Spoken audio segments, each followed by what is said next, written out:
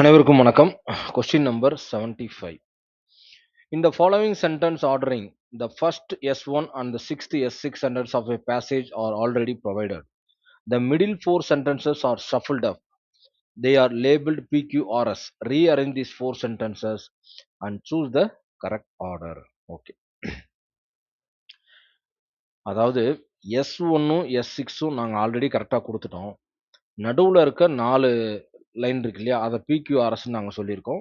அதை ஷஃபில் பண்ணியிருக்கோம். அதை கரெக்டான ஆர்டரில் நீங்கள் சூஸ் பண்ணணும் அப்படிங்கிறது தான் கேள்வி. ஓகேவா?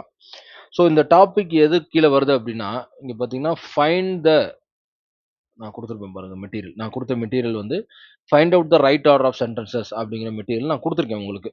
நம்ம சேனலை ஃபாலோ பண்ணவங்க கண்டிப்பாக அந்த மெட்டீரியல் பார்த்துருப்பீங்க. இது கொடுத்துருக்கேன். ஸோ இதில் வந்து பார்த்தீங்க அப்படின்னா, சரியான வரிசையில் வாக்கியங்களே அடுக்குவது, ஜம்பிள்டு சென்டென்ஸ், பேரா ஜம்பிள்ஸ் எப்படி வேணா சொல்லலாம்.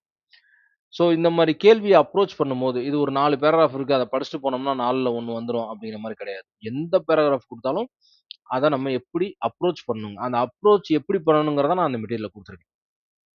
ஃபர்ஸ்ட்டு பார்த்தீங்கன்னா, ஃபர்ஸ்ட்டு சென்டென்ஸ் எப்பவுமே identify the opening sentence. First sentence கண்டுபிடிங்க அப்படின்னு குடுத்துருக்கேன். ஏன்னா சென்டென்ஸ கண்டுபிடிக்கிறது ரொம்ப ஈஸி. இந்த ஃபர்ஸ்ட் சென்டென்ஸ் வந்து யூசுவலா டாபிக்கோட இன்ட்ரோடக்ஷனா இருக்கும். அதுல வந்து he, she, they, it, this, தட்டுங்கிற ப்ரோனோன் அந்த மாரி ஆரம்பிக்கவே ஆரம்பிக்காது. It does not start with conjunction. கன்ஜங்ஷன வச்சும் ஆரம்பிக்காது. ஸோ அப்ப இதெல்லாம் வச்சு ஃபர்ஸ்ட் சென்டென்ஸ் ஈஸியா கண்டுபிடிச்சிடலாம். ஆனா, இத நம்ம ஈஸியா கண்டுபிடிச்சிட்டோம்னா ஃபர்ஸ்ட் சென்டென்ஸ் அவனே கரெக்ட்டா குடுத்துட்டான். கடைசி சென்டென்ஸ் எப்பவுமே கன்க்ளூஷனா இருக்கும். அதையும் ஈஸியா கண்டுபிடிச்சிடலாம். அப்ப அதையுமே அவனே குடுத்துட்டான். ஸோ டஃப்பா இருக்கணுங்கிறதுக்காக ஃபர்ஸ்ட் சென்டென்ஸையும், லாஸ்ட் சென்டென்ஸையும் அவனே குடுத்துட்டான். ஈஸியா கண்டுபிடிச்சுருவோம் அப்படிங்கிறனால. ஓகே. பட் ஆனா நம்ம அவனுக்கு மேல சிந்திச்சு, 2வது இத எப்படி கண்டுபிடிக்கிறதுன்னு நான் குடுத்துருக்கேன் பாருங்க. Find the link between sentences. அதுக்கு 2வது லைன் எப்படி கண்டுபிடிக்கணும்னா, லுக் ஃபார் டிரான்சிஷன் வேர்ட்ஸ். ஹென்ஸோ, தேர்ஃபோரோ, தஸ்ஸோ, ஹவவரோ இந்த மாரி வேர்ட் இருக்கான்னு பார்க்கணும். Identify the cause and effect relationship. Cause and எஃபெக்ட்னா அதனால ஏதாவது சொல்ல முதல் லைன்னால ஏதாவது சொல்ல வர்றாங்களா அப்படின்னு அப்படி பார்க்கலாம். 3வது பாருங்க. Pay attention to articles A and தி.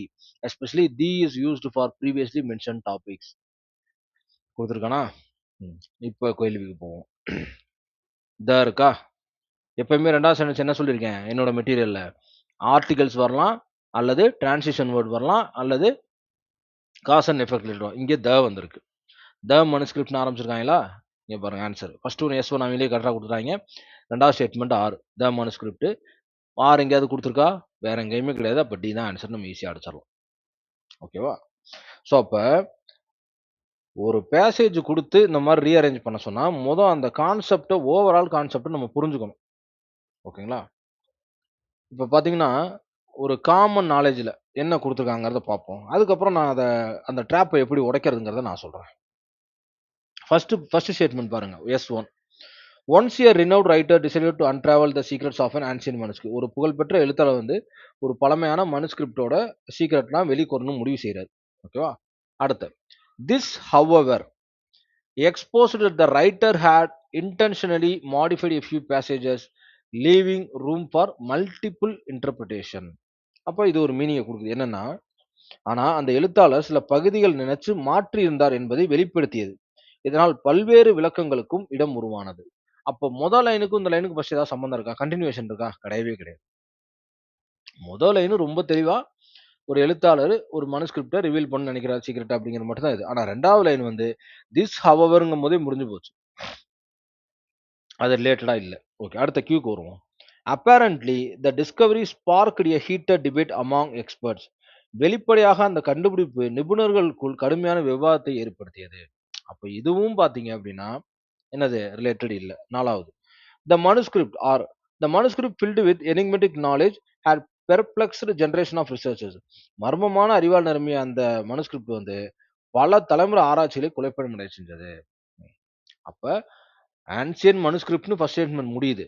திரும்பவும் த மனுஸ்கிரிப்ட் ஃபில்டு வித்ன்னு ஆரம்பிக்குது. அப்ப இதுக்கு ஒரு லிங்க் இருக்கு தெரியுதுங்களா?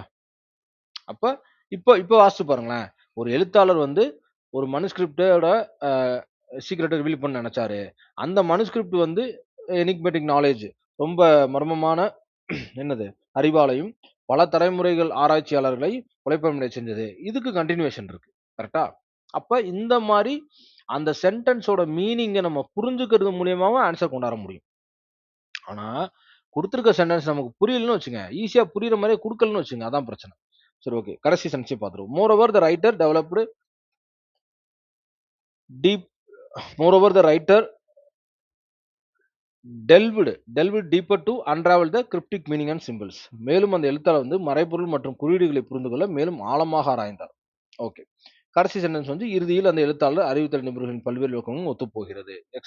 Eventually the writer quest for knowledge resonates with multiple interpretation of experts. Okay, இப்போ படிக்கிறதுல நமக்கு ஒரு 30-40% புரியுதுன்னு வச்சுங்க, உள்ள vocabulary யூஸ் பண்ணியிருக்கான், நம்மளால கரெக்டான ஒரு முழு அர்த்தத்தை புரிஞ்சுக்க முடியலங்கும் போது அப்பதான் என்ன செய்யணும், நம்ம மெட்டீரியல் இங்கே ஹெல்ப்ஃபுல்லா இருக்கும். ஃபர்ஸ்ட் வேர்ட்னா இப்படிதான் இருக்கணும், செகண்ட் சென்டென்ஸ் அதோட கண்டினியூஷனா தான் இருக்கும் கண்டிப்பா, தேர்ட் சென்டென்ஸ் வந்து identify pronoun reference, he she it they this that it இந்த மாதிரி ஆரம்பிக்கலாம். ஃபைண்ட் கிரானாலஜிக்கல், இது எல்லாமே ஒரு ரூல்ஸ், அவ்வளவுதான். ஓகேவா, அதோட கண்டினியூஷனை எப்படி கண்டுபிடிக்கிறது. அடுத்த கால வரிசை அடங்கிய சொற்களை தேடவும், இது ரொம்ப important hit. First, next, then, after, that, finally, இது ஒரு சீக்வன்ஸ்க்கு நம்ம கண்டுபிடிக்க ரொம்ப easy. Look for the logical flow, நான் சொன்ன அந்த லாஜிக்கல் ஃப்ளோ தகவலின் தெளிவான போக்கு. So look for the logical flow வச்சு கண்டுபிடிக்கலாம். ஃபைண்ட் த கன்க்ளூடிங் சென்டென்ஸ், இது ஈஸி. ஓகேங்களா, ஸோ அப்போ இதுதான் இதை அப்ரோச் பண்றதுக்கான விதம். ஸோ அந்த லாஜிக்கல் ஃப்ளோவை கண்டுபிடிக்கணும். அதே சமயம் நமக்கு சில க்ளூவும் இருக்கு. ஃபர்ஸ்ட் சென்டென்ஸ்க்கும் செகண்ட் சென்டென்ஸ்க்கும் கண்டிப்பா அதுக்கு ரிலேட்டடாக தான் ஆரம்பிக்கும், அந்த மாதிரி ஆரம்பிக்கலாம் அப்படின்னு நான் சொல்லியிருக்கேன் பார்த்தீங்களா, அதுதான் முக்கியம். ஸோ அப்போ இதெல்லாம் ரிலேட்டிங் அந்த சீக்வன்ஸை கண்டுபிடிக்கிறதுக்கான ஒரு டிப்ஸ், ஒரு ஷார்ட்கட். ஓகேவா, அது உங்களுக்கு தெரிஞ்சிருக்கணும். பட் ஓவராலா நம்ம அந்த 6 பாயிண்ட்டையும் படிக்கும் போது அந்த லாஜிக்கல் ஃப்ளோவை தான் அப்சர்வ் பண்ணணும். அந்த லாஜிக்கல் ஃப்ளோ வந்துருச்சுனாலும் என்ன செஞ்சிட முடியும், உங்களால ஆன்சர் ஈஸியாக கண்டுபிடிச்சிட முடியும்.